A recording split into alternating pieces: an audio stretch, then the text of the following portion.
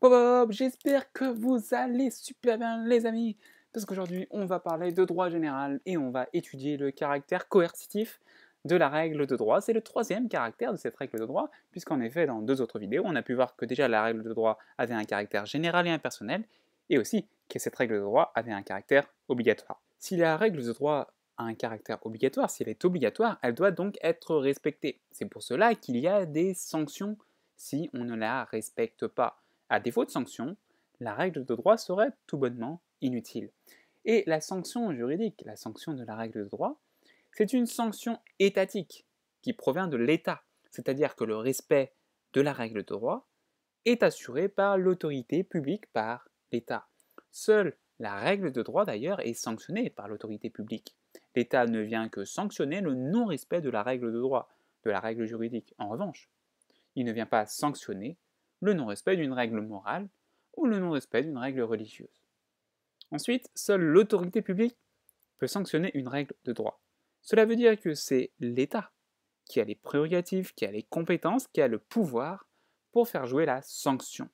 Parce qu'en effet, à l'origine, dans les sociétés qui n'étaient pas organisées, lorsque les individus étaient victimes de quelque chose, ils appliquaient eux-mêmes la sanction. Ils se faisaient justice à eux-mêmes. C'était la vengeance privée.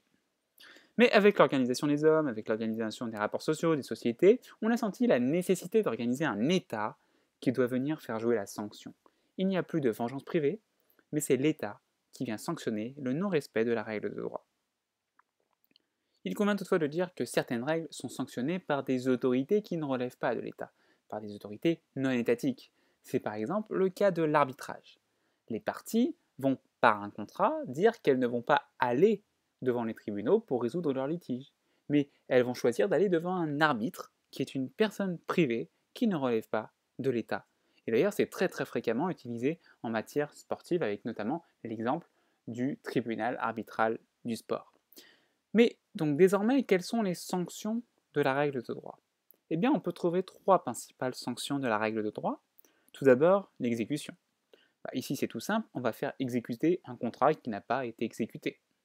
Par exemple, on va saisir les biens du débiteur.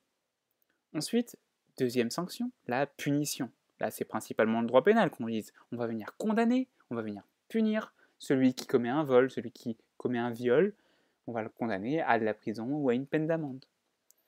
Et enfin, on va trouver une troisième sanction, c'est la réparation.